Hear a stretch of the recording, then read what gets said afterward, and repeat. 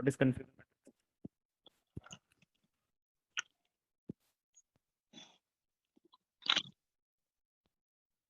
Come on, आप लोगों को याद होगा, कल ही पढ़ाया है।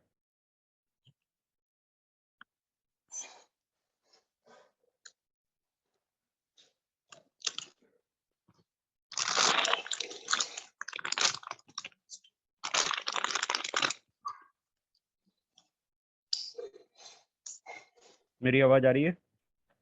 Yes sir. हाँ, तो मेरा क्वेश्चन है, what is confusion matrix? Anybody would like to explain in a brief?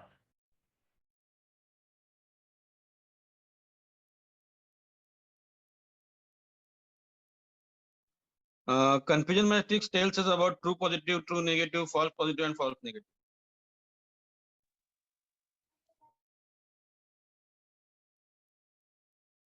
Correct, correct, all right. और F1 स्कोर?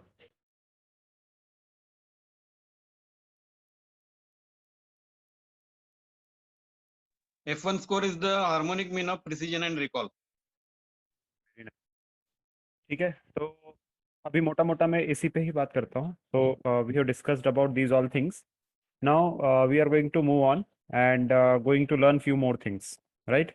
सो आज मैं आप लोगों को दो नए एल्गोरिदम इंट्रोड्यूस करता हूँ।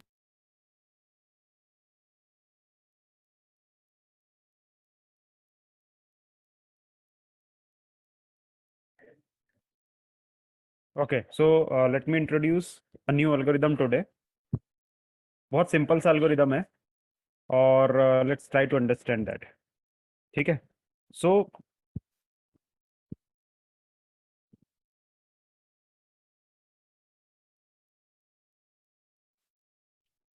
the new algorithm that we are going to learn is called as KNN. That means K nearest neighbor. Neighbor means padoti, right? Neighbor means padoti. K means number or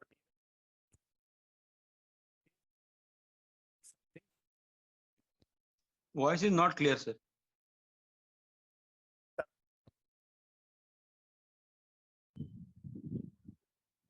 So your voice is breaking actually in between. breaking है. Yeah.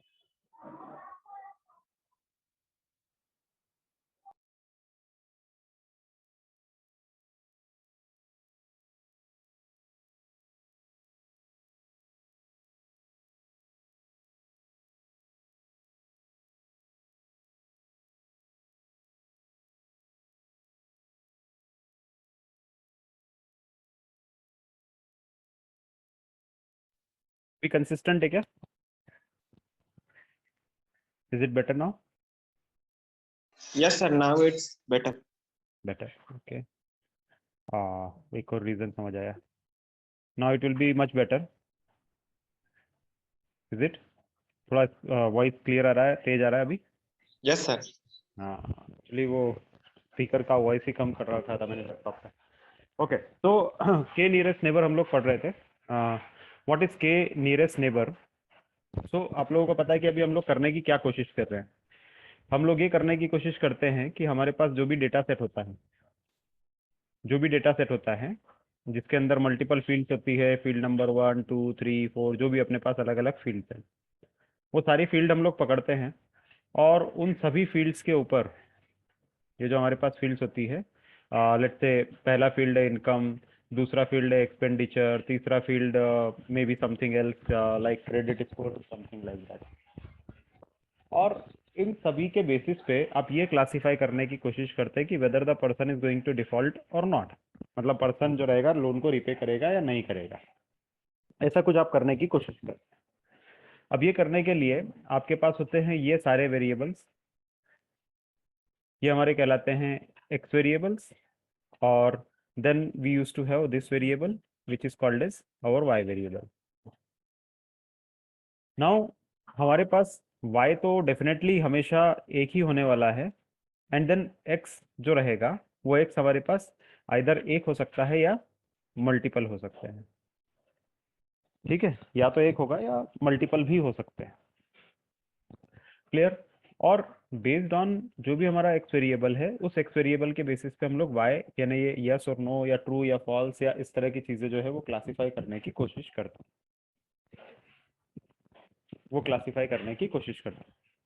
Now classification मतलब क्या है? तो classification मतलब आप चीजों को yes और नो मतलब 2 या 3 टैग जो हमारे हैं या 2 या 3 सेक्शंस जो है उसमें डिवाइड करने की कोशिश करते हैं, मतलब क्लास में बनाने की कोशिश करते हैं, क्लासिफिकेशन करने की कोशिश करते हैं। जैसे अगर किसी लाइब्रेरी में अगर आप जाते हैं तो लाइब्रेरी के अंदर आप क्या करते हैं कि आपके पास बहुत सारी मिक्सड अप बुक्स रहती है, बहुत सारी बुक्स आपके पास पड़ी हुई है, एक के पास एक, एक के ऊपर एक, इस तरह की बहुत सारी बुक्स होती है। और जब उनमें से आपको कुछ निकालना होता है या कुछ सिलेक्ट करना होता है तो it is very difficult to pick up one. Classification में आप क्या करते हैं? तो क्लासिफिकेशन में somehow you try to do what, somehow you try to segregate them. तो मीन्स आप बुक्स को एक साथ सेग्रीगेट कर देते हैं कि रेड कलर वाली जो रहेगी वो मैथमेटिक्स वाली है, ब्राउन कलर वाला जो रहेगा, ये वाला सेक्शन जो रहेगा ये फिजिक्स का हो सकता है, something else might be chemistry, right. तो आप इस तरह की कोशिश करने की कोशिश करते हैं, मतलब इस तरह से ट्रीट करने की कोशिश करते हैं। फर्स्ट इज दिस, जिसके अंदर ऑल मिक्स्ड है हमारे पास। तो ऑल मिक्स को समहाउ आप ट्रांसलेट करने की कोशिश करते हैं इस तरह की चीजों के अंदर, जिसको बोलते हैं वेल अरेंज्ड, वेल क्लासिफाइड चीजें, जिससे जिससे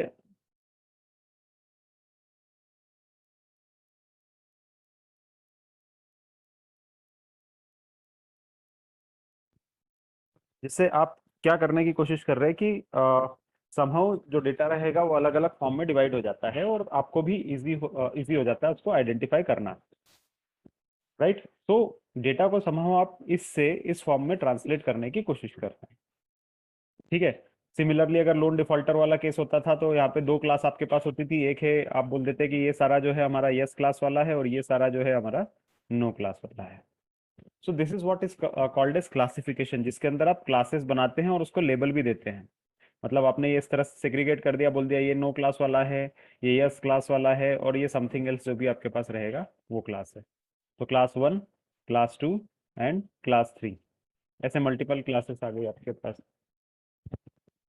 ठीक है। तो ये जो रहता है ये क्लासिफिकेशन का टास्क होता है अगर विजुअली देखा जाए तो, मतलब देख के समझा जाए तो। और ये जो हमने देखा था ये तो हमारा एक्चुअली डेटा के ऊपर काम करके हमने देखा था। नाउ विजुअल अंडरस्टैंडिंग आपको आ गई है। तो अगर मैं कहूँगा कि मेरे पास अभी ये टेबल को मैं हटा देता हूँ, this is not my table और माई डेटा राइट नाउ। अभी मेरे पास जो डेटा मिला है, सपोज मेरे को एक एक्स वेरिएबल मिला है और एक वाई वेरिएबल मिला है, मतलब जो डेटा मिला है उसके अंदर मेरे पास इस तरह से एक एक्स वेरिएबल है और एक वाई वेरिएबल है। Now based on x variable मुझे वाई का लेबल प्रिडिक्ट करना है, मतलब यस नो प्रिडिक्ट करना है। ठीक है। अब अगर आपको ये प्रिडिक्ट करना है तो एक तो हमारा ऑफकोर्स लॉजिस्टिक रिग्रेशन होता है, उसका यूज आप कर सकते हैं, उससे कर सकते हैं। यस नो से लॉजिस्टिक रिग्रेशन से आप इसको प्रिडिक्ट कर लो। एक तरीका तो ये हो गया, बहुत आसान सा होता है। और कोई तरीका हो सकता है तो, और एक और तरीका हम लोगों ने पता किया, वो क्या कि अगर इस एक्स और वाई जो हमारा है इसको हम लोग ग्राफ पे बनाएं, तो चलो इसको ग्राफ पे प्लॉट करने की कोशिश करते हैं। अब ग्राफ पे प्लॉट अगर आप करते हैं और आपके पास अलग अलग डेटा पॉइंट,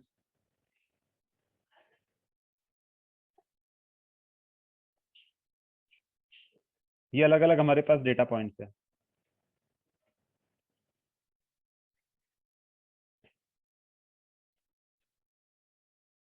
एक पहला हमारा यस वाला क्लास है या फर्स्ट क्लास है और ये सेकंड क्लास है।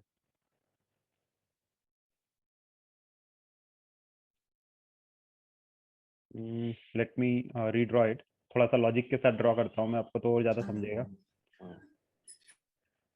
जैसे एक्स वेरिएबल हमारा जो है वो इनकम है और वाई वेरिएबल तो हमारा लोन डिफॉल्टर है, यस वर्सेस नो। ठीक है, मतलब 2 ही वेरिएबल हमको मिले थे तो ये इनकम वाला मिला था।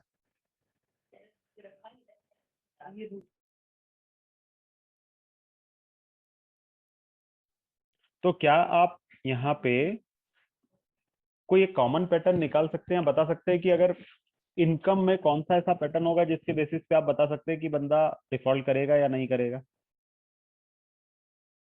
इनकम में कौन सा ऐसा पैटर्न होगा जिससे पता चलता है कि बंदा डिफॉल्ट करेगा या नहीं करेगा? इनकम की वैल्यू सर, कैसी वैल्यू? मतलब हाई है या लो, मतलब ज्यादा है इनकम या irregular कम। Detail variations. डिटेल में लॉजिक बताओ। वैल्यू है मतलब बोलो ना कि क्या है, वैल्यू है तो क्या होगा, नहीं तो क्या होगा? Sir based on loan amount उसका इनकम क्या है? लोन अमाउंट नहीं, बात ही नहीं हुई है लोन अमाउंट की, सिर्फ इनकम की बात हो रही है। हमारे पास यही वेरिएबल है, एक वेरिएबल हमारे पास सिर्फ इनकम है, लोन अमाउंट हमको पता ही नहीं है। सर हाई अगर इनकम रहेगी तो पेबल रहेगा उसके लिए। करेक्ट, सिंपल सा लॉजिक है कि अगर इनकम हायर होगी बंदा पे करेगा, इनकम लो होगी बंदा पे नहीं करेगा।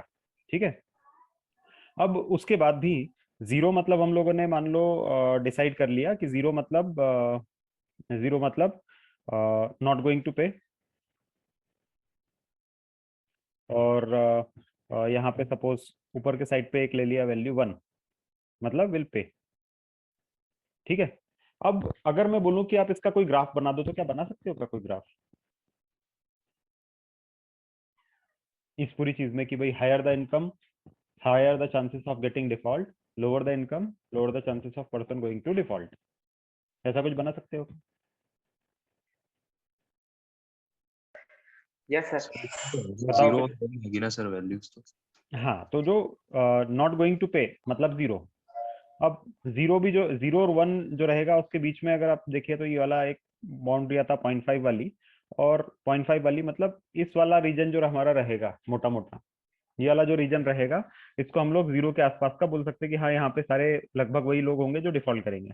और ये वाला जो रीजन होगा, ये वाला जो रीजन होगा उसके अंदर हम बोल सकते हैं कि वो सारे जो रहेंगे वो पे करेंगे, क्योंकि 0.5 से ऊपर वाले हैं सारे, तो पे करने के चांसेस ज्यादा है उनसे। ठीक है, अब इसको अब अगर आप डिवाइड करेंगे तो इनकम, ये हमारा एक्सिस है तो इनकम यहाँ पे बढ़ेगी, मतलब इस एक्सिस पे तो ये अगर हम बोलेंगे तो यहाँ पे let's say 10,000 20,000 30,000 40,000 50,000 60,000 70,000 and so on, ऐसा हमारा इनकम आगे बढ़ रहा है। अब अगर इसके अंदर मैं बोलूँ कि मेरे पास ये ब्राउन वाले हैं तो ब्राउन वाले लो इनकम वाले हैं। अब ब्राउन वाले लो इनकम वाले मतलब लो इनकम तो ये रहा हमारा, इनकम लो ये है ये है ये है, सपोज ये हमारे हम 45 तक लो इनकम समझ रहे हैं। हाँ, तो ये सारे लो इनकम है। अगर लो इनकम है तो क्या करेंगे, वो डिफॉल्ट करेंगे, ऐसा हम बोल रहे हैं। डिफॉल्ट करेंगे मतलब क्या होगा, they will be more closer to zero. More closer to zero मतलब हमारा ये वाला जो रेंज है इसमें नीचे की तरफ ज्यादा होंगे वो। क्या आपको समझ रहा है क्या बोल रहा हूँ मैं? इनकम 20,000 नीचे की तरफ है, इनकम 30,000 40,000 समथिंग समवेयर, वो सारे के सारे इस तरह से होंगे। क्या फॉलो कर पा रहे हैं मुझे क्या बोल रहा हूँ मैं? Yes sir.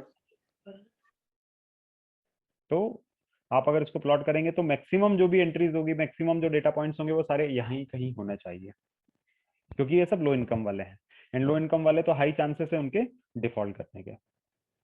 हाउएवर अगर हमारे पास लेट्स से कुछ हम लोगों ने हाई इनकम वाले बंदे उठाए, तो हाई इनकम मतलब 45,000 प्लस, तो उनके चांसेस नॉन डिफॉल्ट के ज्यादा होंगे। नॉन डिफॉल्ट मतलब 0.5 से ऊपर वाले 70% चांसेस है कि पे करे, 80% चांसेस है कि पे करे एंड सो ऑन। तो वो जो रहेंगे वो कुछ इस तरह से होंगे, क्योंकि इनकम तो ये यहाँ से डिराइव हो रही है, income 60,000 and they are going to pay something, तो इसको ऐसा बनाओगे तो ये ऐसा आपके पास बनेगा समथिंग कुछ इस तरह का, राइट? तो इससे आपको क्या समझ आ रहा है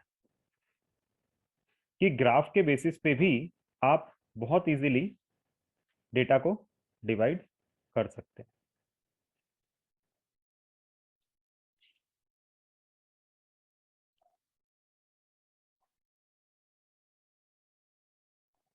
ठीक है, ये समझा?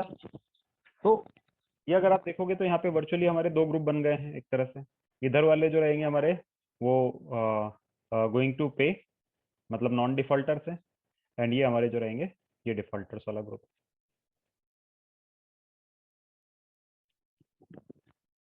समझ में आया नहीं आया जल्दी बताओ मुझे, कुछ क्वेश्चन है इसमें? नहीं सर आगे। आ गया? चलो, अब ये तो आपके पास एक क्लियर अजम्पशन है, मतलब एक अजम्पशन क्यों बोल रहा हूँ मैं इसको, कि एक जनरल टेंडेंसी कि higher the income higher the chances of person is going to default, lower the income lower the chances of person going to default. ये तो हमारे एक अजम्पशन है या एक चांसेस वाली बात हम लोगों ने कर दी। अब जैसा कि आप जानते ही हैं कि ये एक जनरल सा अजम्पशन हमने बोला है, but it is not 100% sure. कई बार ऐसा भी होता है, ये वाला जो एरिया अगर आप पकड़ोगे तो 40,000 से 50,000 वाला, या 45,000 से 55,000 वाला, ये वाला जो एरिया रहेगा, ये एरिया हमारा क्या है, ये बाउंड्री वाला एरिया है। मतलब अगर बंदे की इनकम 45,000 है या 50,000 है, कोई बहुत बड़ा फर्क नहीं है। 40,000 है या 45,000 है, बहुत बड़ा कोई फर्क नहीं है। तो यहाँ पे जो आपका इनकम वाला जो फॉर्मूला है वो थोड़ा सा मिक्सअप भी हो सकता है, थोड़ा सा फॉर्मूला मिक्सअप भी हो सकता है। मतलब ऐसा भी हो सकता है कि भाई इनकम अगर 50,000 है बट डिपेंडेंट्स बहुत ज्यादा है, या इनकम 50,000 है, फिर भी बंदा जो रहेगा वो डिफॉल्ट कर सकता है। ऐसा हो सकता है, नहीं हो सकता है? मतलब इनकम 50,000 बट बंदे ने डिफॉल्ट कर दिया, ऐसा होता है, नहीं होता है? इसी तरह से अगर इनकम 40,000 होगी तो तब भी हो सकता है कि बंदा डिफॉल्ट ना करे। 35,000 में भी कुछ कुछ लोग हो सकते हैं कि डिफॉल्ट ना करें। जरूरी थोड़ी कि कर ही देंगे। अगर इनकम 50 से कम है तो जरूरी नहीं कि वो डिफॉल्ट कर ही देंगे, बट यहाँ पे चांसेस कम होंगे, यहाँ पे लोग ऐसे कम होंगे जो डिफॉल्ट नहीं करेंगे।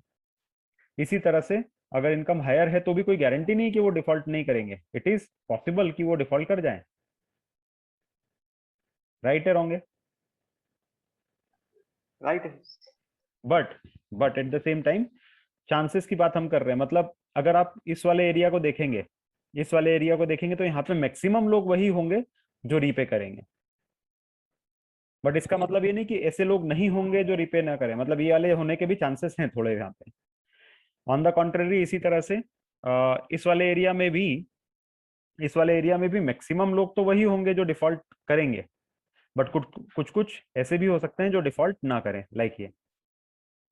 ठीक है, तो ये अगर आप ग्राफ पे देखोगे तो इस तरह से हमारे पास आ रहा है। अब इसमें कोई क्वेश्चन हो तो पूछो, नहीं तो मैं थोड़ा सा और इसको क्लीन अप करूंगा बोर्ड पे और फिर वापस से आपको थोड़ा समझाऊंगा। कोई क्वेश्चन हो तो जल्दी बताओ।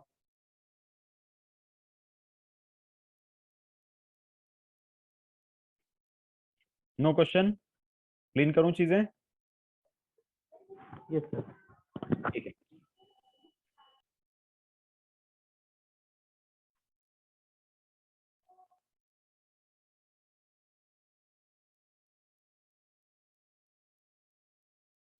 क्योंकि ये बहुत मेसी हो गया था इसलिए थोड़ा सा इसको क्लीन करना जरूरी है।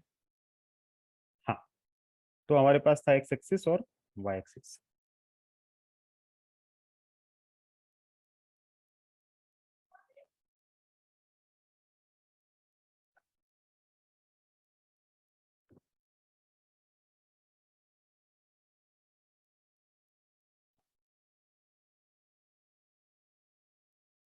ठीक है, अब ये जो हमारा जो चीजें बन के आई है, यहाँ पे ये चीज हमको क्लियर हो रही कि ये वाले जो है वो डिफॉल्टर्स हैं और ये जो है हमारे पास नॉन डिफॉल्टर्स हैं।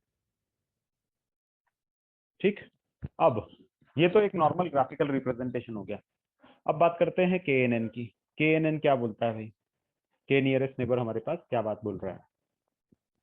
तो के नियरेस्ट नेबर एक ऐसा एल्गोरिदम है जो आपको बताता है कि जो नया डेटा पॉइंट आएगा वो डिफॉल्टर होगा या नॉन डिफॉल्टर होगा, मतलब वो किस क्लास का होगा। केएनएन क्या बोलता है? अब चलो सपोज हमारे पास एक नया डेटा पॉइंट आया, ग्रीन कलर वाला, ये डेटा पॉइंट हमारे पास है। अब हमको पता करना है कि ये जो डेटा पॉइंट है ये डिफॉल्टर होगा या नॉन डिफॉल्टर होगा, ये पता करना है। अब ग्राफ पे तो आप देख के बहुत आसानी से बता सकते हो कि ये किस ग्रुप में फॉल करता है, बट डेटा से कहना मुश्किल है। तो ये क्या बोलता है केएनएन, बहुत सिंपल सा कॉमन सेंस टाइप की बातें बोल रहा है। सिंपल बात बताता हूँ मैं, बहुत कॉमन सेंस है इसके अंदर, कुछ भी नहीं है। तो अभी हमारे पास नया डेटा पॉइंट आया, मतलब नया बंदा आया, उसकी इनकम लेट से मे बी 35,000 है, ये अगर मैं ऐसा बोलूँ तो। और मैं पूछ रहा हूँ कि अगर इनकम 35,000 है तो क्या आप मुझे बता सकते हैं ये किस ग्रुप में फॉल करेगा? बता सकते हो किस ग्रुप में फॉल करेगा?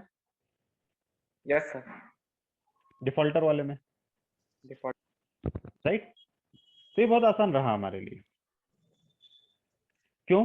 क्योंकि हमारे पास अभी एक ही वेरिएबल है, इसलिए बहुत आसान है। इनकम है, इनकम के बेसिस पे आपने देख लिया, हाँ डायरेक्ट रूल हमारे पास बना, इनकम इज 35,000, तो वो डिफॉल्टर होगा।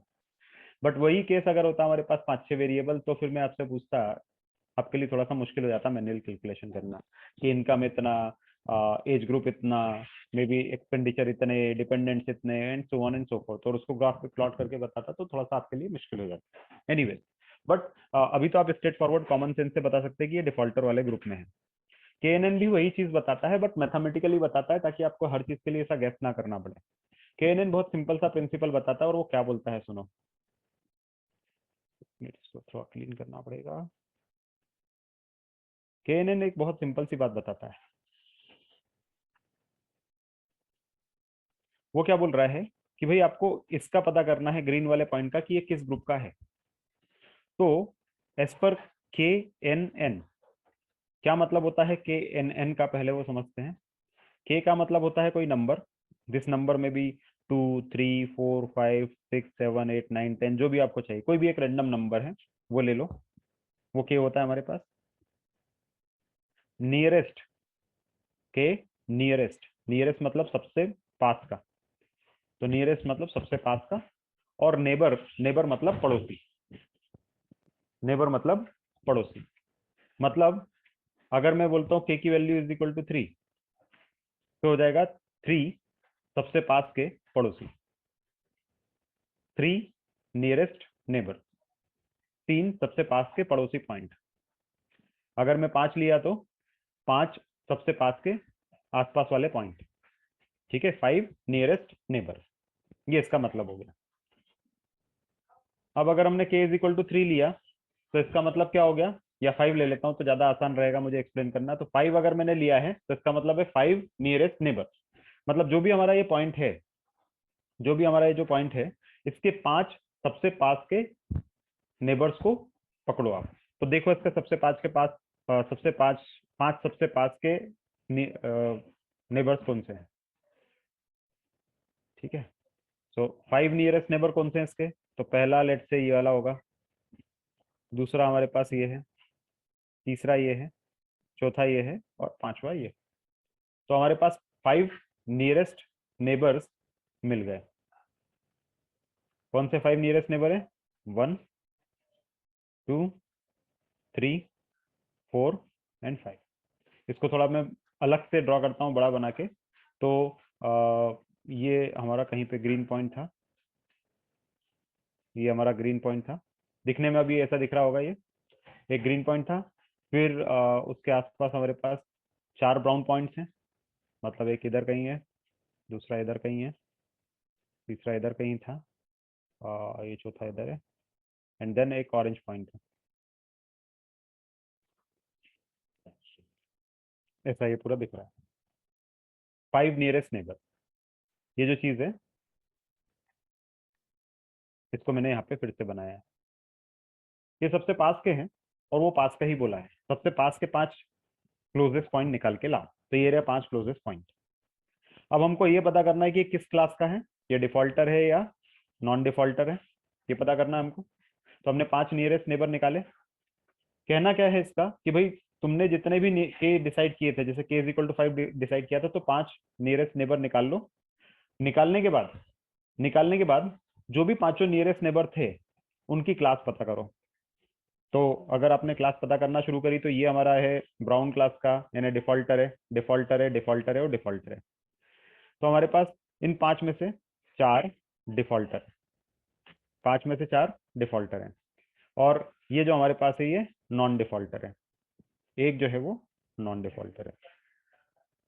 तो 4 डिफॉल्टर, एक non defaulter.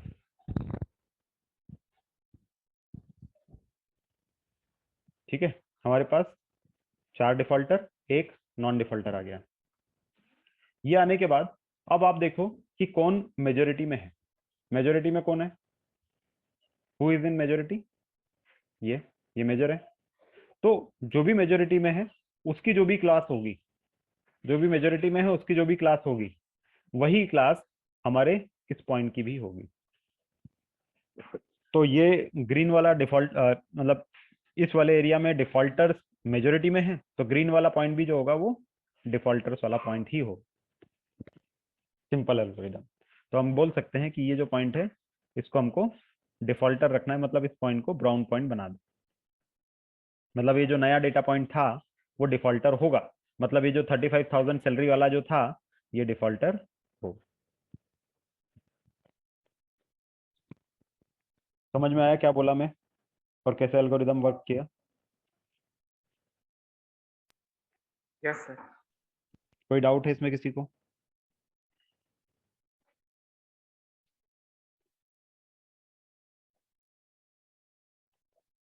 Any doubt guys? बहुत सिंपल एल्गोरिदम है ये, स्ट्रेट फॉरवर्ड है कि भाई जो भी हमारे पास डेटा पॉइंट्स है उसमें से 5 सबसे पास के डेटा पॉइंट निकाल लो और उनकी क्लास पता कर लो, दैट्स इट, खत्म हो गया सर।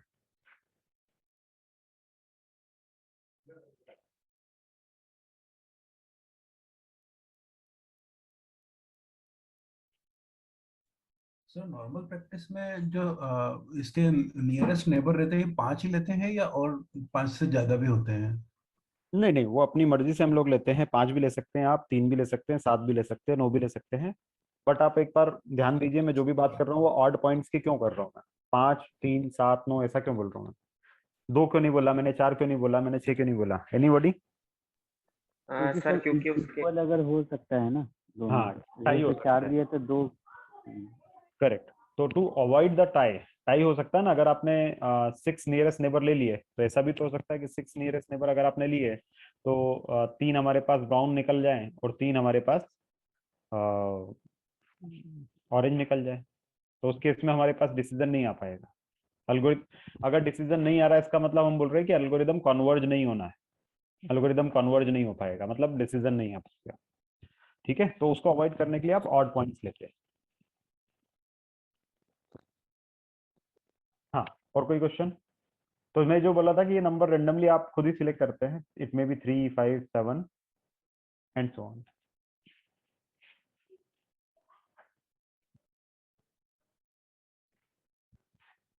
Any other question?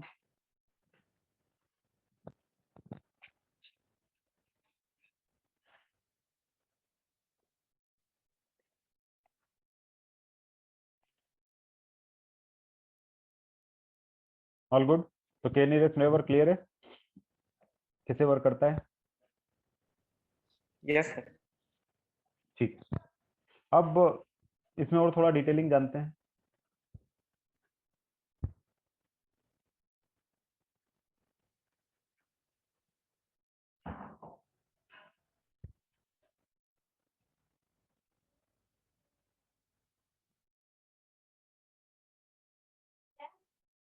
अब ये जो के नियरेस्ट नेबर हमने देखा था, इसमें एक चीज जो आप लोग भूल गए पूछना, वो ये था कि हमारे पास जो डेटा पॉइंट्स थे, हमने क्या बोला कि अगर हमको किसी डेटा पॉइंट की क्लास निकालनी है, किसी डेटा पॉइंट की क्लास निकालनी है, तो उस डेटा पॉइंट के अगर 5 लिया के तो 5 नियरेस्ट नेबर निकालो, 5 नियरेस्ट नेबर निकालो, ऐसा हमने बोला।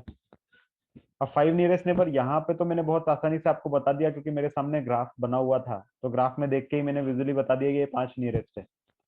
बट सिस्टम को कैसे पता चलेगा कि कौन से 5 नियरेस्ट है? सिस्टम को कैसे पता चलेगा कि कौन से 5 नियरेस्ट है?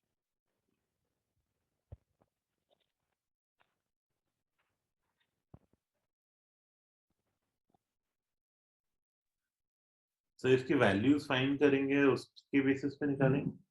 करेक्ट। तो सिस्टम को क्या करना पड़ेगा कि डिस्टेंस निकालना पड़ेगा इस पॉइंट का, जिसके लिए भी आपको क्लासिफिकेशन करना उस पॉइंट का, सभी पॉइंट्स से डिस्टेंस निकालना पड़ेगा, डिस्टेंस कैलकुलेट करना पड़ेगा।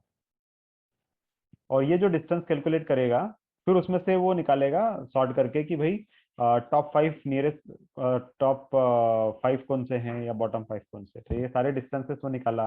अब एक के लिए डिस्टेंस आया 3 यूनिट, दूसरे के लिए आया 2 यूनिट, एक के लिए आया 5 यूनिट, किसी के लिए आया 7 यूनिट, किसी के लिए आया 10 आया, किसी के लिए आया 3.5, किसी के लिए आया 4.5, किसी के लिए आया 5, समथिंग लाइक दैट।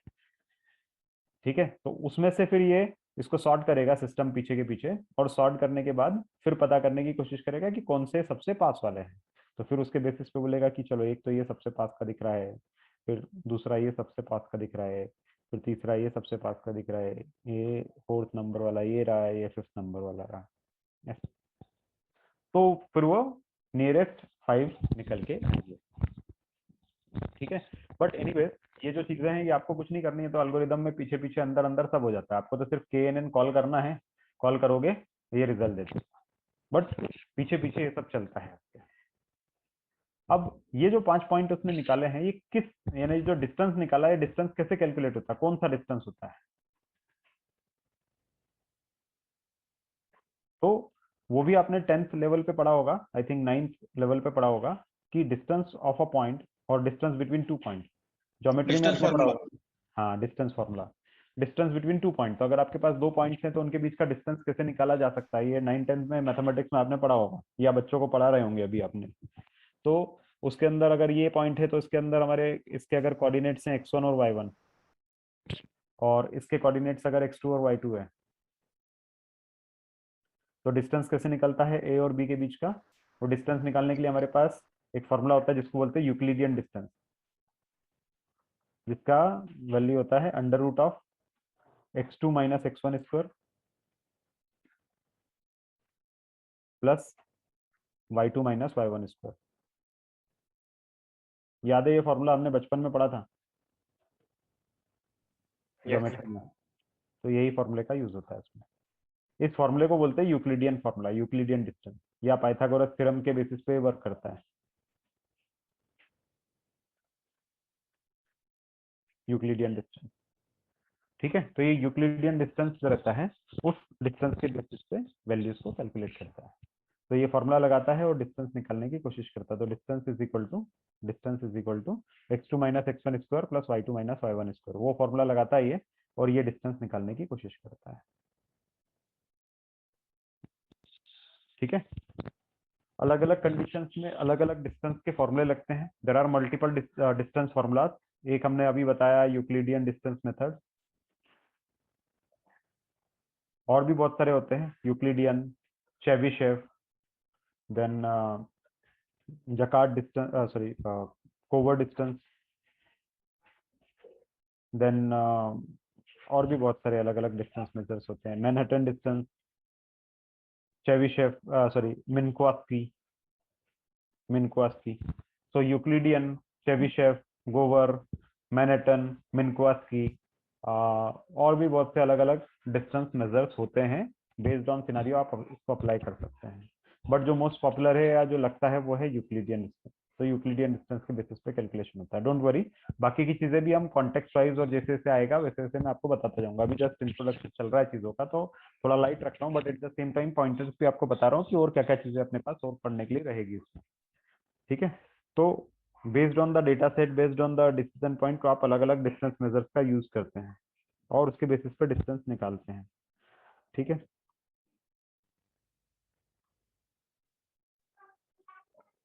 इस तरह से वर्क करता है।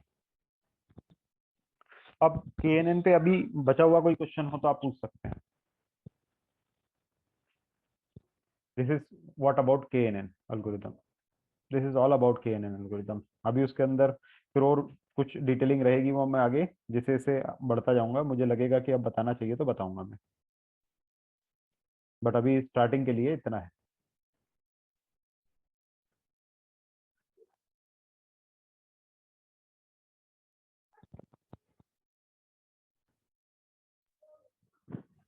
सर प्रैक्टिकली लेकिन बट हम किस टाइप के डेटा सेट पे हम वर्क KNN ये करेंगे, अप्लाई करेंगे, ये हम कैसे डिसाइड कर पाएंगे? और लाइक ये KNN को मेजर करने का या फिर किसी पर्टिकुलर डेटा पॉइंट को पॉइंट करके उसके नियरेस्ट जो भी 5 हो या 9 हो, जो भी पॉइंट हो उसको निकालने के लिए हम प्रैक्टिकली कैसे करते हैं?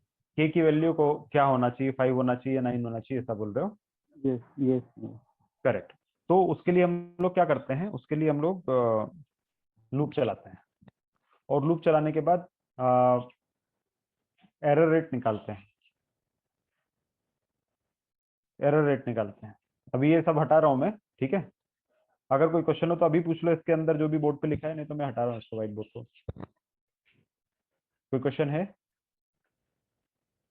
नहीं, चलो। तो अभी बात हो रही कि के की वैल्यू कैसे डिसाइड करते हो, whether it should be 5, it should be 7, it should be 9, it should be 11, क्या होना चाहिए। तो हम क्या करते हैं कि जो KNN एल्गोरिदम होता है उसको हम लोग चलाते हैं लूप में, और लूप में चलाते हैं with k is equal to 3, 5, 7, 9, 11 जो भी हमारा रहता है, इन सबके साथ में लूप से चलाते हैं।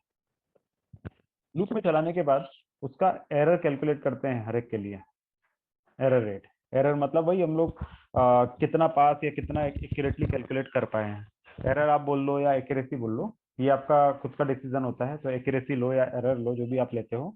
तो ये 3 के लिए भी निकाला आपने, 5 के लिए भी निकाला, 7 के लिए भी निकाला, 9 के लिए भी निकाला, 11 के लिए भी निकाला। इन सब के लिए आप निकालते हैं, और इन सबको निकालने के बाद इसको आप प्लॉट करते हैं। प्लॉट करने के बाद जैसे आपने यहाँ पे डेटा पॉइंट्स लिए थे कि 3 थे, 5 थे, 7 थे, 11 थे या 9 थे, सॉरी 13 थे, समथिंग ऑफ दैट सॉर्ट। तो कितने डेटा पॉइंट्स आपने लिए थे? जब आपने 3 डेटा पॉइंट लिए थे तो एक्यूरेसी आपके पास कितनी आ रही थी, या सॉरी एरर कितना आ रहा था? तो एरर हमारे पास हाई था। 5 में एरर थोड़ा सा, आपने जब डेटा पॉइंट ज्यादा ले लिए तो एरर और कम हुआ, फिर और कम हुआ, उसके बाद क्या हो गया? तो उसके बाद अगर बढ़ गया, एरर रेट बढ़ना शुरू हो गया या क्या करना शुरू हो गया। तो ये इस तरह से हमारे पास जब आप देते हैं उसको प्लॉट करते हैं तो इस तरह का एक प्लॉट बनता है। इस तरह के प्लॉट को आप बोलते हैं स्क्री प्लॉट। स्क्री प्लॉट। तो स्क्री प्लॉट में, या इसको बोलते हैं एल्बो प्लॉट। एल्बो मतलब अपने हाथ का कोनी जो होता है उसका। तो अगर आप देखोगे तो एल्बो टाइप का शेप बनेगा यहाँ पे।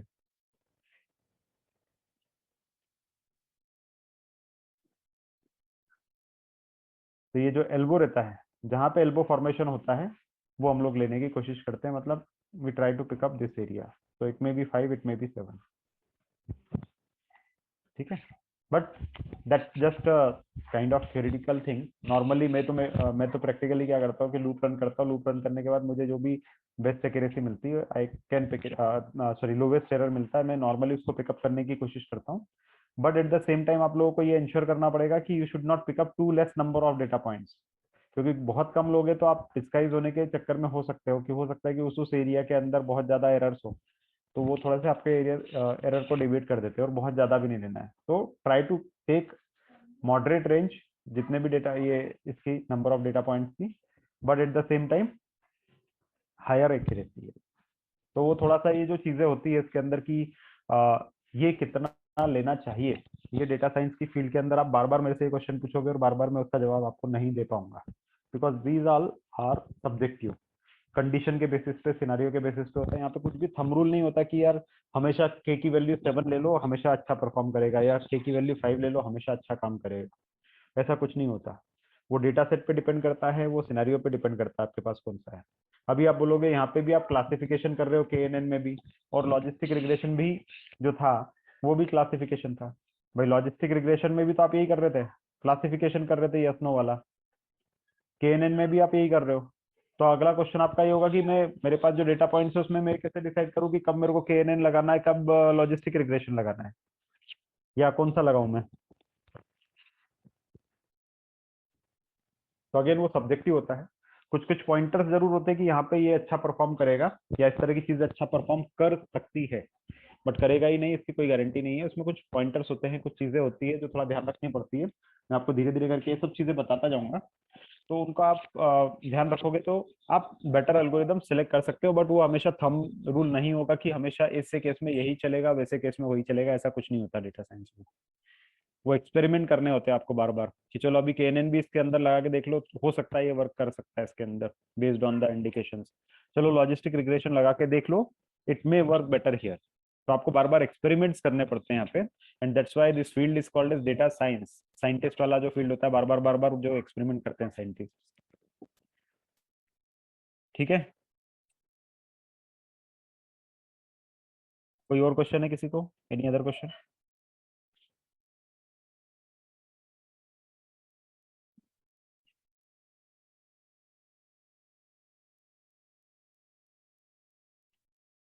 ऑल गुड, आगे बढ़ूं मैं? Yes sir. चलो, अब ये तो एक चीज हो गई। अब एक और अगला एल्गोरिदम मैं आप लोगों को बता रहा हूँ, वो भी सुनो कैसे करते हैं उसके ऊपर काम। अगला एल्गोरिदम हमारे पास वो भी क्लासिफिकेशन का एल्गोरिदम है। तो अभी हम लोगों ने लॉजिस्टिक रिग्रेशन पढ़ लिया है, KNN पढ़ लिया है। KNN का भी मैं केस स्टडी भी रन करवाऊंगा आपको, बट बिफोर दैट मैं एक और एल्गोरिदम यूज कर रहा हूँ विच is called is naive Bayes algorithm. So what is naive Bayes algorithm? Naive Bayes algorithm क्या होता है और कैसे काम करता है? तो नेव बेस एल्गोरिदम जो रहता है वो बेस थ्योरम पे काम करता है। अब बेस थ्योरम क्या बोलती थी या कैसे काम करती थी? अगर आपको याद हो तो कंडीशनल प्रोबेबिलिटी के बारे में हम लोगों ने पढ़ा था, जब हमने प्रोबेबिलिटी पढ़ा था या स्टैटिस्टिक्स पढ़ा था, तो उसमें हमने पढ़ा था कंडीशनल प्रोबेबिलिटी क्या होती है और कैसे वर्क करती है। ठीक है,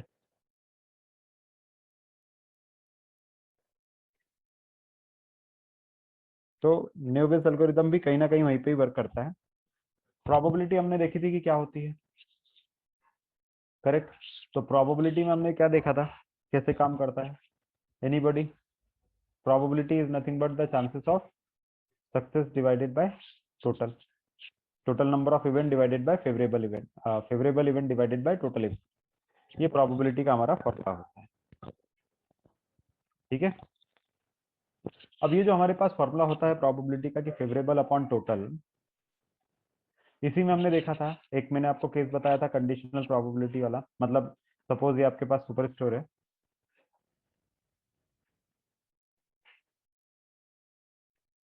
और सुपर स्टोर में 300 लोग एक बार में एंटर करते हैं। यहाँ पे हमारे पास एक सेक्शन है जिसको हम बोल रहे हैं बेकरी सेक्शन, और ये अदर्स वाला सेक्शन है।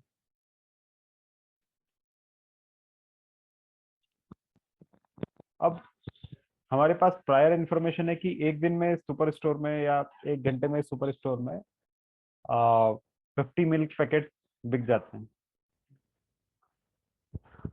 तो अगर इन 300 में से कोई भी एक आदमी अंदर घुसता है, what is the chances of a person buying milk when he enters the door? तो इसमें से कोई भी एक आदमी अंदर घुसेगा तो उसके मिल्क बाय करने के चांसेस क्या होंगे?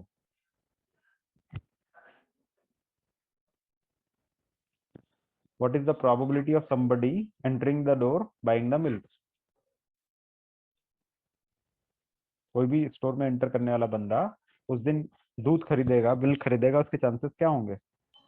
सर 50/300 50 अपॉन 300, 1/6 1/6 क्योंकि कैसे कैलकुलेट करते हैं? Probability is equal to total events. तो टोटल मतलब कितने टोटल लोग हैं हमारे पास?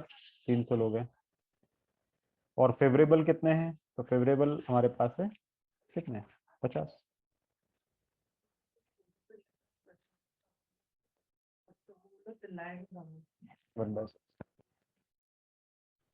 ठीक है, ऐसे कैलकुलेट।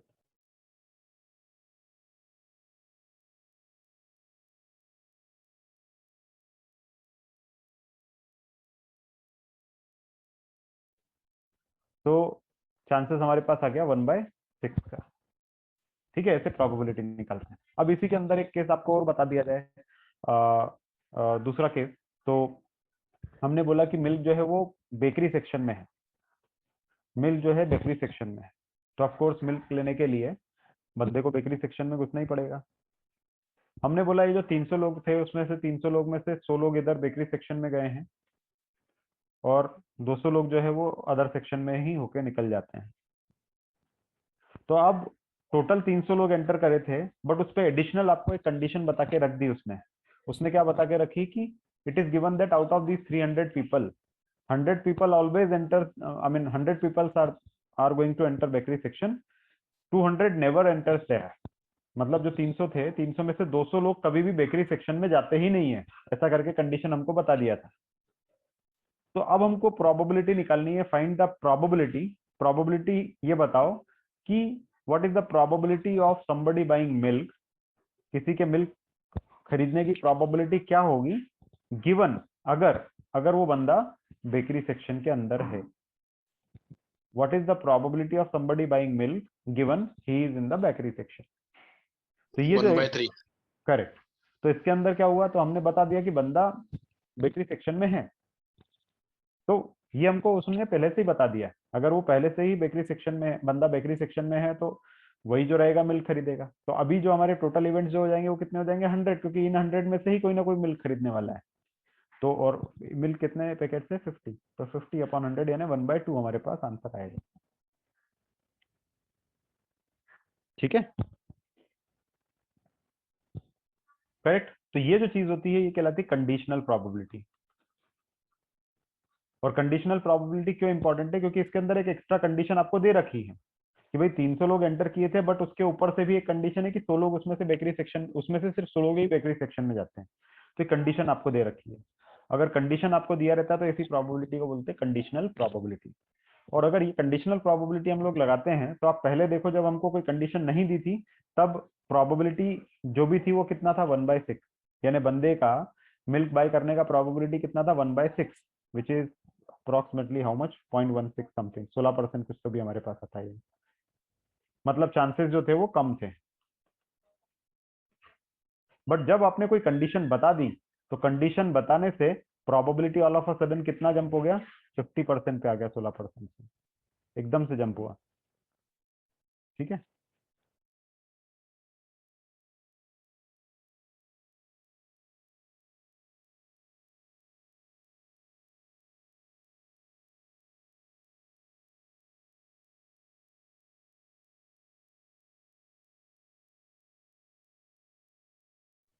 है ना। तो ये समझ में आया कंडीशनल प्रोबेबिलिटी। कोई इसमें क्वेश्चन है,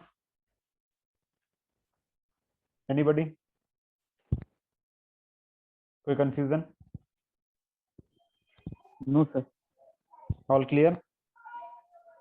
अगर हमारे पास कोई एक्स्ट्रा कंडीशन मिल जाती है तो कैलकुलेट करना बहुत आसान हो जाता है प्रोबेबिलिटी का। Point is this.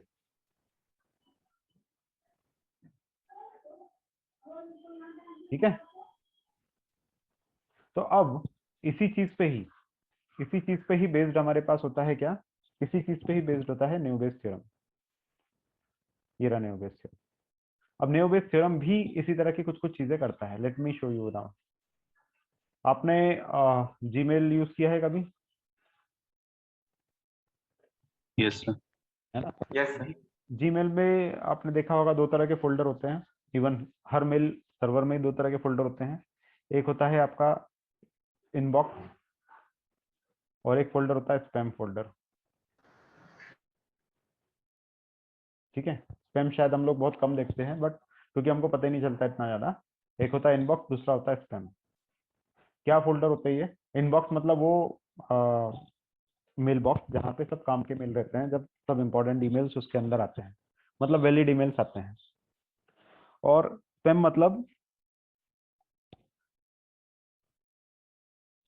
वो एरिया जहाँ पे सब प्रमोशन वाले जो ईमेल रहेंगे, ऑफर वाले रहते हैं, मतलब एडवर्टाइजमेंट वाले जो रहते हैं, ये सब जो रहते हैं स्पैम में अपने आप चले जाते हैं। मतलब ईमेल जब भेजता है किसी ने भी ईमेल, आपने कभी सोचा है कि किसी ने अगर ईमेल भेजा होगा ऑफर वाला, प्रमोशन वाला, तो क्या वो इस इंटेंट के साथ भेजता है कि मैं भेजूंगा और भेजने के बाद ये ईमेल मेरा जो है वो स्पैम वाले फोल्डर में जाना चाहिए, ऐसा करके वो डिफाइन करता होगा क्या अपने ईमेल को कि आए मेरा ईमेल और आने के बाद स्पैम वाले फोल्डर में चले जाए?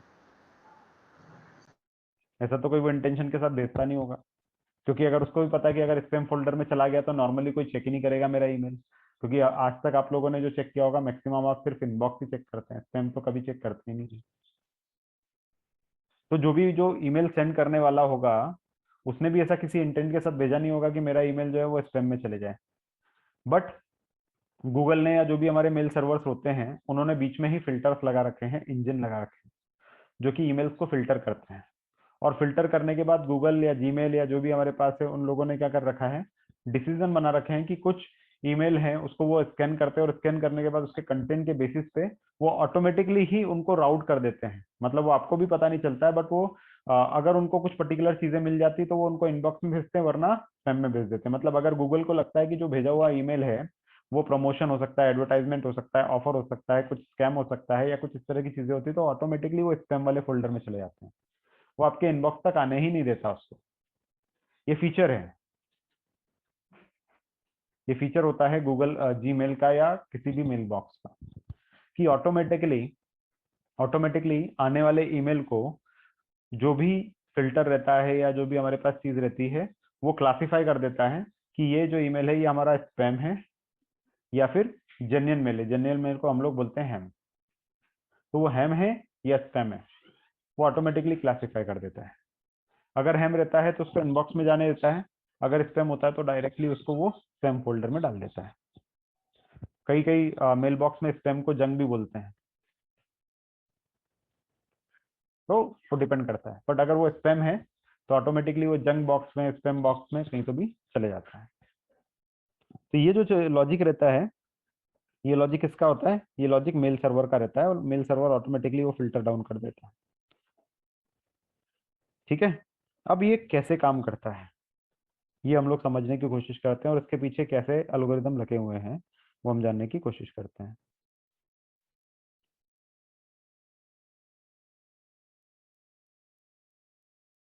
कैसे ये वर्क करता है?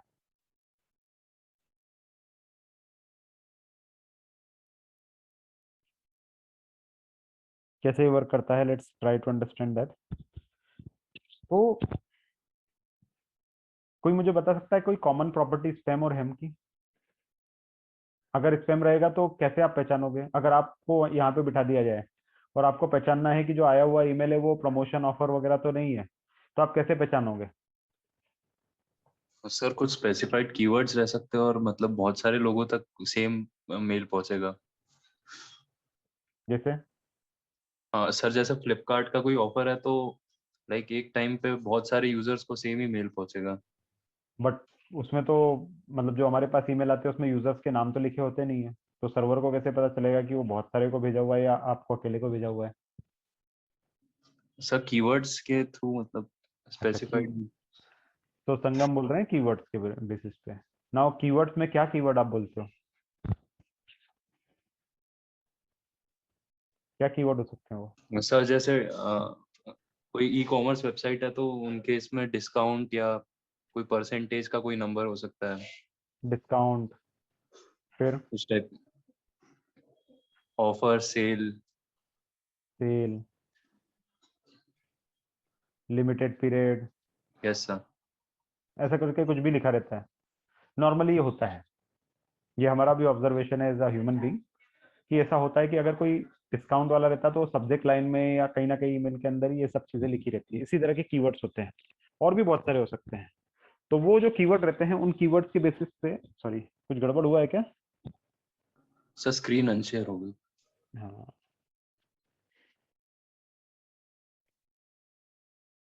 अरे यार सब जो लिखा था वो चला गया होगा। हाँ है, चलो। तो तो जो भी हमारा स्पैम ईमेल होते हैं ना, तो अगर स्पैम होगा तो उसमें इस तरह के कुछ कुछ कीवर्ड्स होते हैं। ये हमारा जनरल ऑब्जर्वेशन। सभी को समझ में आ रहा है कि अगर स्पैम रहेगा या इस तरह के रहेंगे ईमेल तो उसमें कुछ कुछ कीवर्ड्स का प्रेजेंट होना ये बहुत इंपॉर्टेंट है, मतलब होता ही है और वो स्पैम की ये पहचान होती है, राइट? तो जब अगर हम लोग कोई ईमेल आएगा और उसके अंदर ये सब चीजें देख लेते हैं तो ये चीजें देखने के बाद हम सीधे सीधे उसको उठाएंगे और उठाने के बाद स्पैम में डाल सकते हैं। करेक्ट नहीं है? मतलब प्रेजेंस ऑफ दीज कीवर्ड्स। हाँ बोलो। बट सर जैसे कोई है ना सेल्समैन है, वो भी तो इन कीवर्ड्स का यूज कर सकता है।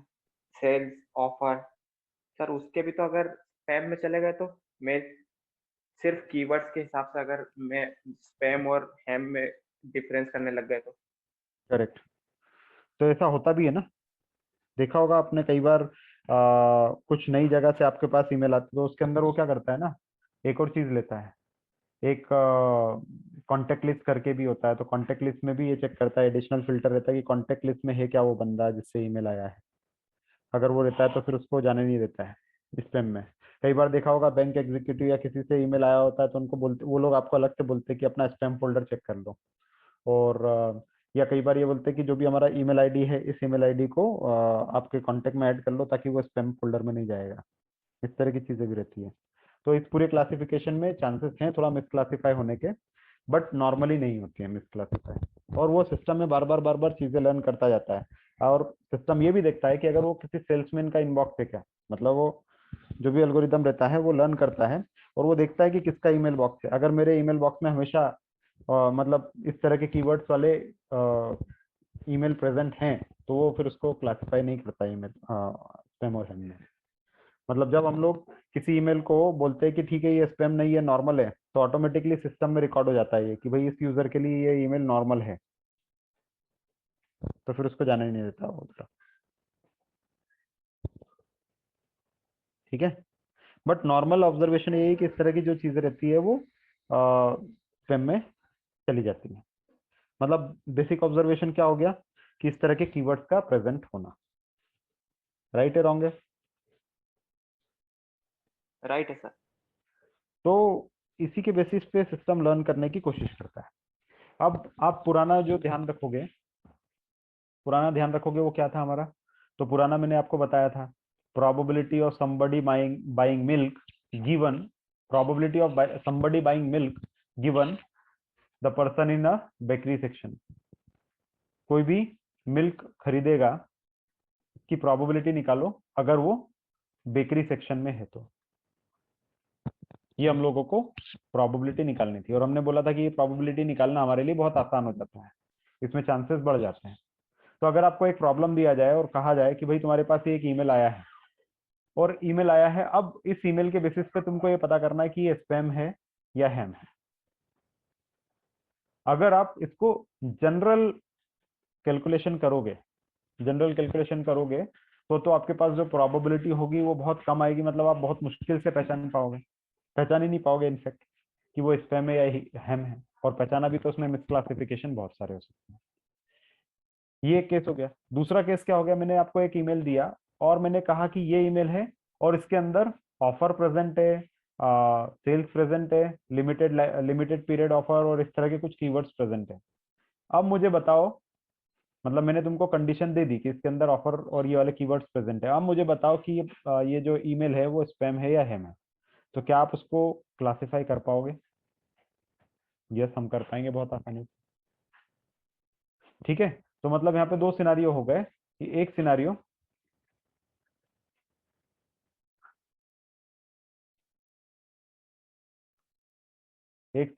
ऐसा जिसमें हमको कीवर्ड नहीं दिया था, एक सिनेरियो ऐसा जिसमें हमको कीवर्ड्स नहीं दिया हुआ है, और दूसरा सिनेरियो ऐसा जिसके अंदर हमको कीवर्ड दिया हुआ है। ठीक है, तो किसके अंदर आप आसानी से प्रोबेबिलिटी निकाल पाओगे? कीवर्ड जिसमें दिया है उसमें या नहीं दिया उसमें? सर कीवर्ड दिया वाले में सर। दिए वाले। तो probability of email, probability of an email to be spam given keyword is present in it, ऐसा ये बन गया। किसी भी ईमेल के स्पैम होने की प्रोबेबिलिटी निकालो गिवन उसमें ये कीवर्ड प्रेजेंट है। अगर मैं ऐसा बोलता हूं तो क्या आप इससे ये निकाल पाओगे? इसको डेफिनेटली हम लोग निकाल पाएंगे, है ना? तो यही जो प्रिंसिपल होता है ये नेव बेस एल्गोरिदम का भी होता है। अब कैसे होता है नेव बेस एल्गोरिदम का प्रिंसिपल और ये कैसे वर्क करता है, थोड़ा मैं उस डिटेल में जाता हूँ। अभी तक तो सिर्फ बैकग्राउंड चल रहा था उसका। अब नेव बेस कैसे वर्क करता है, तो नेव बेस एल्गोरिदम के लिए पहले हमको एल्गोरिदम की ट्रेनिंग करवानी पड़ती है। अच्छा, और नेव बेस का एक और एडवांटेज होता है, नेव बेस एल्गोरिदम का फॉर्मूला मैं आपको दिखाता हूँ तो आपको ज्यादा क्लियर होगा।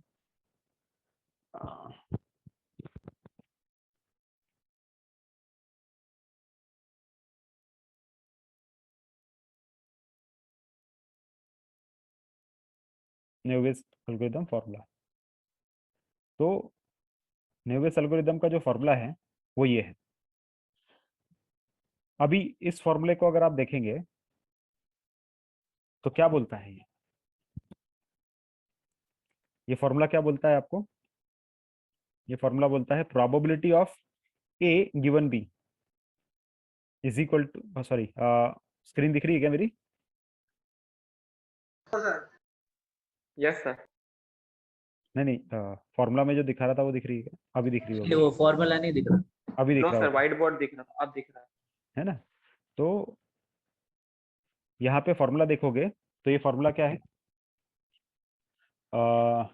Probability of A given B is equal to probability of B given A multiply by probability of A probability of B. इसको मैं दूसरे फॉर्म में लिखता हूँ, अपने गिवन प्रॉब्लम के फॉर्म में। तो probability of an email to be a spam given a keyword is present. किसी भी ईमेल का स्पैम होने की प्रोबेबिलिटी बताओ अगर वो उसमें कीवर्ड प्रेजेंट है तो, इज इक्वल टू क्या होगा? प्रोबेबिलिटी ऑफ इसका उल्टा अपोजिट बी गिवन है, मतलब probability of an email having some keyword given it is an spam multiplied by probability of A means spam divided by probability of keyword. ये formula बनता है। अभी ज्यादा फॉर्मूले पे घबराना नहीं है देख के उसको कि इतना टफ फॉर्मूला हमको याद नहीं हो रहा है। ओवरऑल में इसके अंदर जो चीज आपको ध्यान रखने का बोलने वाला हूँ या आपको इम्पोर्टेंट रखना है वो ये रखना है, ये दो चीजें, कि अगर आपको probability of an email to be a spam निकालना है, किसी भी मेल के स्पैम होने की प्रोबेबिलिटी निकालना है अगर उसके अंदर कीवर्ड प्रेजेंट है, तो उसके लिए आपको क्या करना पड़ेगा? उसके लिए आपको उसके उल्टी वाली प्रोबेबिलिटी निकालनी पड़ेगी कि वो प्रोबेबिलिटी बताओ कि कि एक कीवर्ड ईमेल में प्रेजेंट हो अगर वो स्पैम है तो थोड़ा सा वापस लिखता हूं मैं व्हाइट बोर्ड पे ही। तो probability of a email to be probability of a email to be a spam given a keyword is present, ये आपको निकालना है। तो इसका फॉर्मूला हमने अभी देखा, probability of a keyword in a spam email multiply by probability of spam। क्या मतलब है इसका?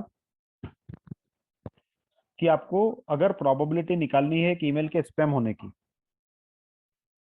अगर उसमें कीवर्ड प्रेजेंट हो, लेट्स से ऑफर प्रेजेंट हो, ऑफर एक कीवर्ड है, तो अगर हमको बता दिया जाए कि भाई ये ईमेल है, इसमें ऑफर नाम का कीवर्ड प्रेजेंट है, अभी बताओ इसकी स्पैम होने की प्रोबेबिलिटी क्या है?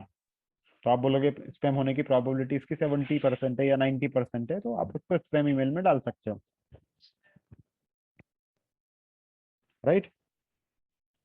तो आप उसको स्पैम ईमेल में डाल सकते हो। ये निकालना है आपको, ये निकालना है आपको। बट ये निकालने के लिए आपको जरूरत किस चीज की होती है? ये निकालने के लिए आपको जरूरत है इसके उल्टे की। उल्टे की मतलब प्रोबेबिलिटी, जस्ट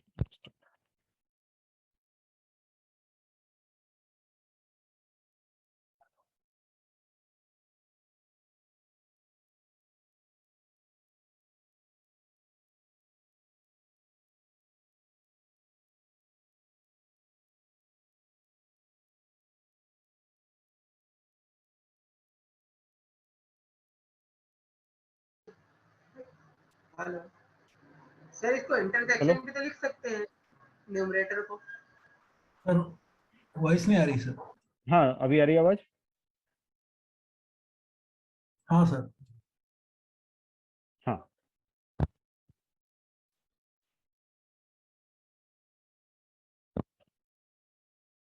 तो हम लोगों को पता करना है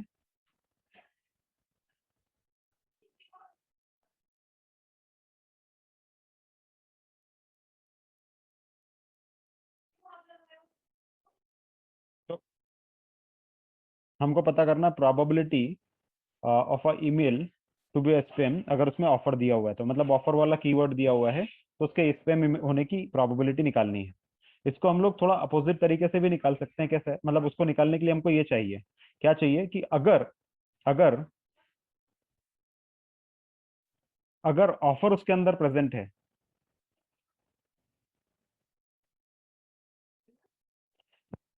मतलब अगर ईमेल स्पैम है तो कितने स्पैम ईमेल्स में ऑफर प्रेजेंट था पहले वो पता कर लो, राइट। कितने स्पैम ईमेल में ऑफर प्रेजेंट था वो पता कर लो। अगर वो पता चल गया आपको तो आप उसका अपोजिट आराम से निकाल सकते हो फॉर्मूला लगा के कि अगर ऑफर प्रेजेंट रहेगा तो स्पैम होने के चांसेस क्या है। तो यहाँ पे दो वे में वर्क हो रहा है कि पहले आप क्या करो, पहले आप हिस्टोरिक ईमेल जितने भी हैं उन हिस्टोरिक ईमेल्स को देखो, सारे हिस्टोरिक ईमेल्स को देखो,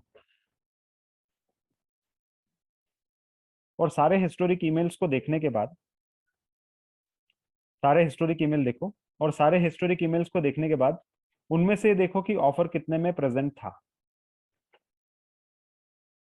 लेट्स से आपके पास हिस्टोरिक ईमेल है 50, तो 50 हिस्टोरिक ईमेल देखा, 50 हिस्टोरिक ईमेल देखने के बाद उसमें से ये देखो कि ऑफर कितने में प्रेजेंट था। अब उससे आपको ये समझ में आ जाएगा कि अगर स्पैम है तो स्पैम में ऑफर कितने परसेंट में आता है, वो प्रोबेबिलिटी आपको पता चल जाएगी। अगर 50 में से 30 में ऑफर आता है, मतलब अगर ऑफर कीवर्ड है तो उसका स्पैम होने के चांसेस ज्यादा है, बट अगर 50 में से 5 में ही ऑफर आता है तो चांसेस कम है। तो तो पहले आप क्या करो कि वो सारे ईमेल पता कर लो जिसमें, या वो ईमेल पता करो स्पैम को पढ़ पढ़ के जिनमें ऑफर प्रेजेंट रहे, एंड देन उससे क्या करो, उसका फ्लिप करके अब चांसेस निकाल लो कि अगर ऑफर प्रेजेंट है तो स्पैम होने के क्या चांसेस है। ठीक है, ऐसे निकाल सकते हैं।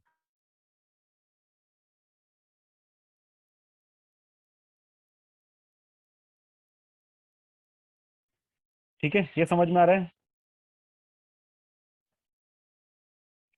कि न्यूवेस थ्योरम के वर्क करने के लिए आपको क्या करना होता है। So for that to work, अगर आपको probability of A given B चाहिए तो आप क्या करो, पहले उसका probability of B given A निकाल लो, फिर ये फॉर्मूला लगा के ए गिवन बी आपको ऑटोमेटिकली पता चल जाएगा। तो अगर अगर ऑफर प्रेजेंट है उसके अंदर तो उसको इसके स्पैम होने के क्या चांसेस होंगे ये अगर पता करना है तो पहले आपको क्या करना पड़ेगा, हिस्टोरिकली सारे स्पैम ईमेल्स को पढ़ो, हिस्टोरिकली सारे स्पैम ईमेल्स को पढ़ो और उसके अंदर ऑफर के प्रेजेंस होने के वो निकाल लो, प्रोबेबिलिटी निकाल लो, तो उसका अपोजिट आपको ऑटोमेटिकली पता चल जाएगा। ठीक है,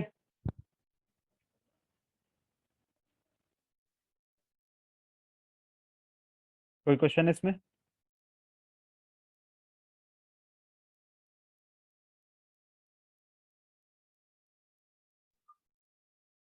नो सर। ये क्लियर है क्या सभी को, या रिपीट करना है? हाँ सर, थोड़ा इसको रिपीट किए कर दीजिए। एक्चुअली क्या है कि जिससे जब इसका ऑपोजिट निकाल रहे हैं, जबकि जिसमें वो ऑफर या ये सब प्रेजेंट है, तो स्पैम पे ही पूरा का पूरा कॉन्सेंट्रेट करना होगा क्या?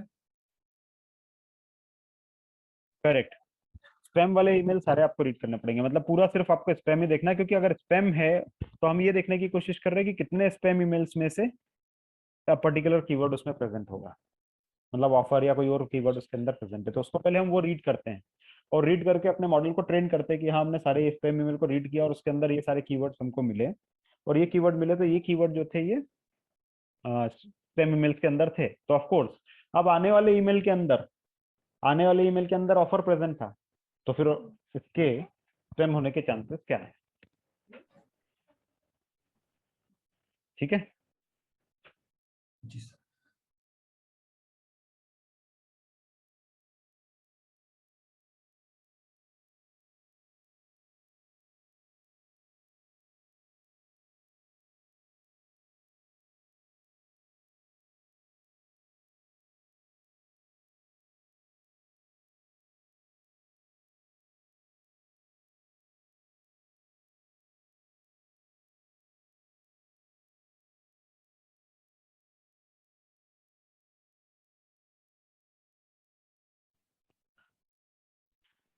ठीक है, कोई डाउट है आवाज नहीं इसमें? आ रही सर, नहीं हाँ तो कोई आवाज नहीं आ डाउट, रही। मैं आपको पॉज दिया है डाउट के लिए, किसी को कोई डाउट है इसमें? सोचो, डाइजेस्ट करो, क्वेश्चन पूछो।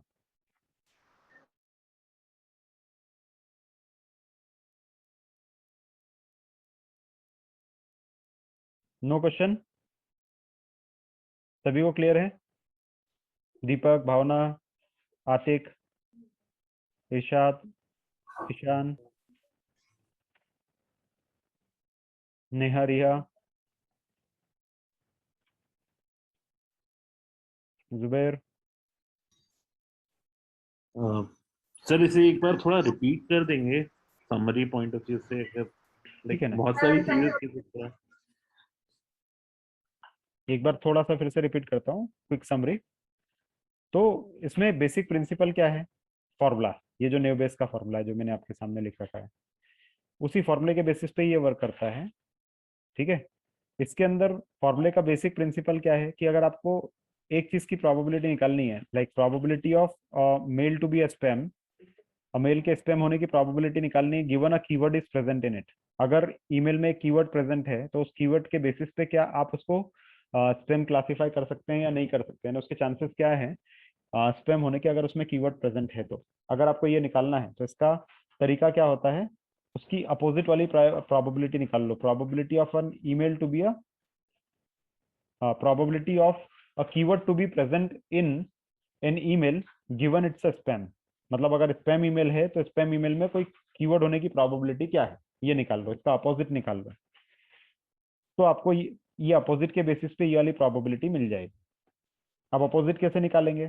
तो उसने बोला कि अगर ईमेल स्पैम है तो स्पैम में एक पर्टिकुलर कीवर्ड होने की प्रोबेबिलिटी क्या है, ये कैसे निकालोगे? तो ये कैसे निकालेंगे? तो probability of a keyword to be present in spam email, ये आपको निकालना है।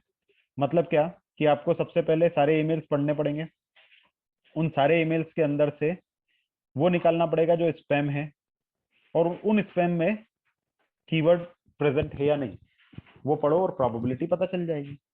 ठीक है, मतलब एक दिन में आपको 300 ईमेल आते हैं, उन 300 ईमेल में से 50 ईमेल जो रहते हैं वो चले जाते हैं स्पैम बॉक्स में ऑलरेडी,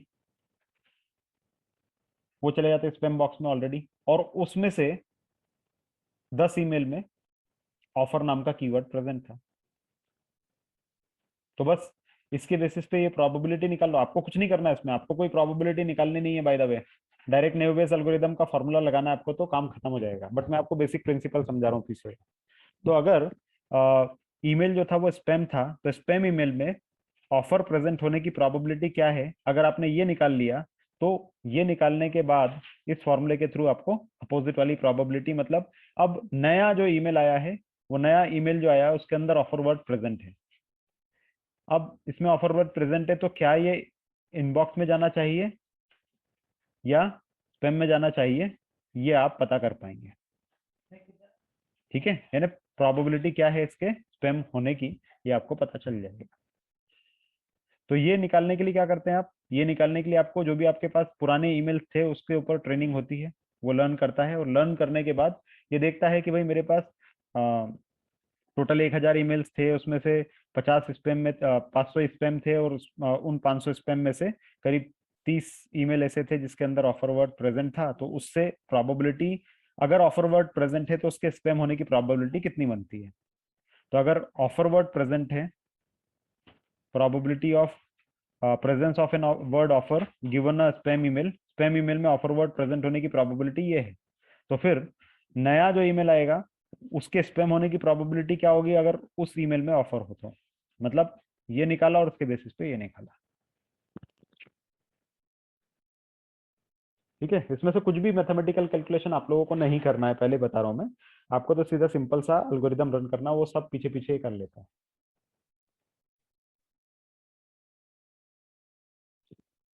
ठीक है, अभी और कोई क्वेश्चन इसमें?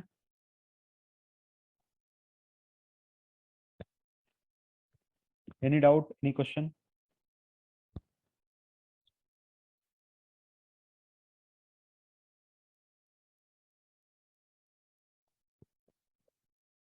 All good?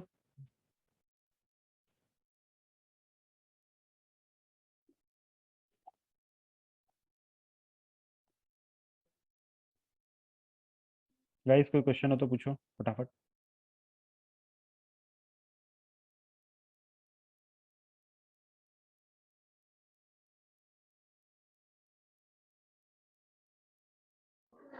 सर इसमें ये स्पैम आइडेंटिफाई करने के अलावा और क्या क्या एप्लीकेशंस? बहुत सकते सारे, हैं। हर एक जगह पे लग जाता है, हर एक जगह पे लग जाता आई है, थिंक मतलब डिफॉल्टर्स में भी लग जाता है। सर यूज केस करेंगे।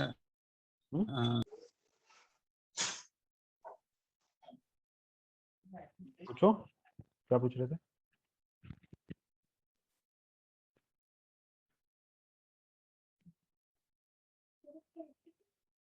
हेलो, आवाज आ रही क्या? सर हाँ हाँ सर, कई बार मतलब कोई कोई मेल्स रहते हैं वो स्पैम रहते हैं, बट वो मतलब पास कर जाते हैं, प्राइमरी में पहुंच जाते हैं सर कई बार। हाँ, और उल्टा भी होता है, प्राइमरी वाले स्पैम में भी चले जाते हैं। Yes sir. हाँ, तो वो मिसक्लासिफिकेशन है, उसका कुछ नहीं कर सकते। तो फिर आपको आपके इनबॉक्स पे जाना पड़ता है या स्पैम में जाना पड़ता है, और वहाँ पे उसको मार्क एज ए सेफ ऐसा करके लिखा रहता है। तो आप उसको सेफ यस सर। मार्क करते हैं, तो वो रिकॉर्ड करता है फिर सिस्टम की, ठीक है आगे आने वाले जो रहेंगे वो इस तरह के नहीं पहुंचाने हैं। वो फिर सिस्टम वापस लर्निंग शुरू कर देता है उसकी। Okay sir. तो वो होता है, वो मिसक्लासिफिकेशन है एल्गोरिदम्स के। वो कोई भी कर सकता है ना। अभी हमने बोला कि ऑफर प्रेजेंट होगा वर्ड तो वो स्पैम होता है, ऐसा करके जनरल हमने बना दिया। बट कई बार ये होता है कि ईमेल है, उसकी सब्जेक्ट लाइन में लिखा रहता है ऑफर लेटर, तो offer yes sir. Letter spam थोड़ी होगा ना वो, पर वो स्पैम में जा सकता है। जा सकता है बोल रहा हूँ, जाता ही है ये नहीं बोल रहा हूँ। तो जा सकता है। इसी तरह से प्रमोशन की बात कर रहे हैं कि लिमिटेड टाइम प्रमोशन ऑफर, तो नॉर्मली ये जाना चाहिए स्पैम में, बट चला जाता है मतलब इनबॉक्स में भी जा सकता है। क्यों? क्योंकि यू गॉट द प्रमोशन। तो प्रमोशन प्रमोशन वो मिक्सअप हो गया, क्या करेंगे अभी इसका। कई बार अगर हम लोग किसी ईमेल आईडी को स्पेसिफिकली चेक कर रहे हैं कि भाई फ्लिपकार्ट से ईमेल आएगा, तो उसको सबको हम लोग कहाँ पहुंचा दो, स्पैम में पहुंचा दो। बट कई बार ये भी हो सकता है फ्लिपकार्ट से आपके पास ऑफर लेटर आ जाए, वो स्पैम में चला जाएगा। ठीक है, बट ये सब यस चीजें हाँ 100% एक्यूरेसी के साथ नहीं देखी जाती, ये कन्वीनियंस के लिए देखी जाती है, और थोड़ा उसमें ह्यूमन असिस्टेंस हमेशा जरूरी होता है। हाँ, सो सर ये मतलब एक तरीके से सब बोल सकते हैं कि ये प्रोबेबिलिटी के हिसाब से आपने मेल्स को स्पैम में या फिर हैम में भेज देता है।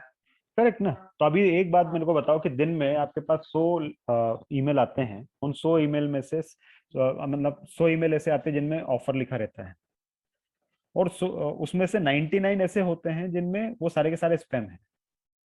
सिर्फ एक ईमेल ऐसा रहता है जो आपके काम का होता है। तो आपको मैंने बोला कि भाई मैं आपको दिन में 100 भेजने वाला हूँ, 100 के 100 आपके इनबॉक्स में लैंड होने वाले हैं, उसमें से एक ऐसा रहेगा जिसके अंदर जो जेन्युइन होगा, और बाकी सब तो फर्जी होने वाले हैं। तो आप क्या बोलेंगे? उनको इनबॉक्स में मत भेजो, आप एक काम करो, उसको दूसरे फोल्डर में भेज दो। मैं क्या करूंगा, डेली एक बार उनको देख लूंगा अपनी आंखों से, और देखने के बाद अगर कोई मेरे काम का रहेगा तो मैं उसको, मतलब एक ही रहने वाला काम का, तो बस मैं उसको इनबॉक्स में डाल लूंगा, बाकी को बाहर ही रहने दूंगा। वो मेरे लिए इजी होगा। या फिर बजाय इसके कि मुझे पूरे के पूरे 100 ईमेल पढ़ना पड़े और 100 में से 99 को मैं उठा के स्पैम में डालूं, राइट। तो 100 में से 99 को स्पैम में डालो, इसकी जगह एक काम करो, 100 के 100 को आप स्पैम में डाल दो, उसमें से एक को मैं उल्टा लेके आ जाऊंगा, वो मेरे लिए ज्यादा इजी रहेगा। तो ये यही वही वाला प्रिंसिपल है। और पूरा प्रोबेबिलिटी थ्योरम या पूरा मशीन लर्निंग में भी वही प्रिंसिपल होता है। आपको 100% एक्यूरेसी कभी भी किसी भी केस में नहीं मिलेगी, बट इट इज समथिंग कि जहाँ पे आप अपना काम आसान करना चाह रहे हैं, मैक्सिमम चीजें उसमें हो जाती है वाली चीज।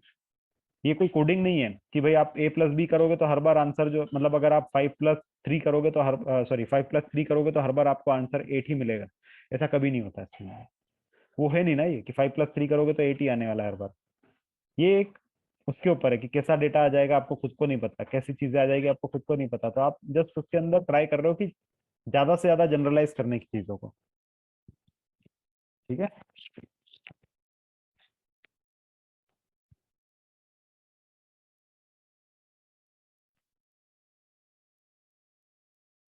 और कोई क्वेश्चन है किसी को?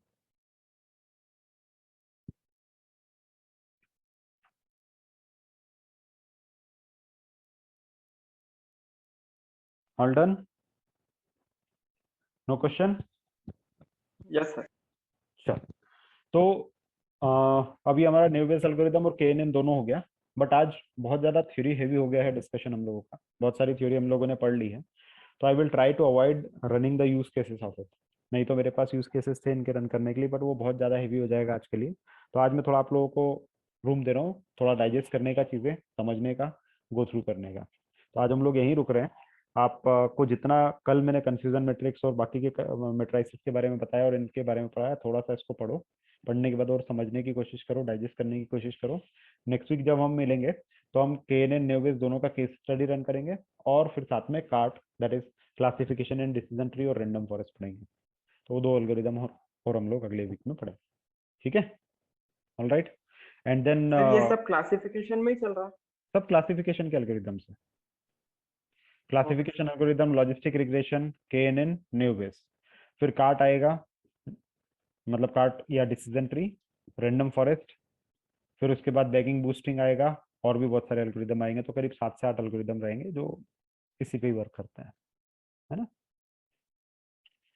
ठीक है, चलो तो फिर नेक्स्ट वीक में हम लोग मिलते हैं। अब आप लोगों का कहीं ना कहीं एक काइंड ऑफ एक्सरसाइज में प्लान करने वाला हूँ जो डिस्कशन के लिए होगी, या काइंड ऑफ इंटरव्यू टाइप का होगा, जो आप लोगों को बता दूंगा मैं ओवर द वीक कि अगर कुछ रहने वाला है कैसा एक्सरसाइज, जो कि प्रेजेंटेशन हो सकता है क्लास अलग अलग एल्गोरिदम्स पे।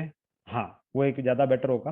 तो we are going to create 4-5 group, हर एक के पास एक एक एल्गोरिदम दे देंगे, एंड देन दैट एल्गोरिदम आप लोगों को डीप में पढ़ना और डीप में एक्सप्लेन करना है, ठीक है? तो वो टास्क आने वाला है, जस्ट मेरे को अभी 2 एल्गोरिदम और फिनिश करना है, और फिर हर ग्रुप को एक एक एल्गोरिदम देके एक्सप्लेन करने के लिए रहेगा, ठीक है? ऑलराइट, तो तैयारी रखो इसकी, जल्दी असाइनमेंट आने वाला है। Alright guys, so thank you and have a good day.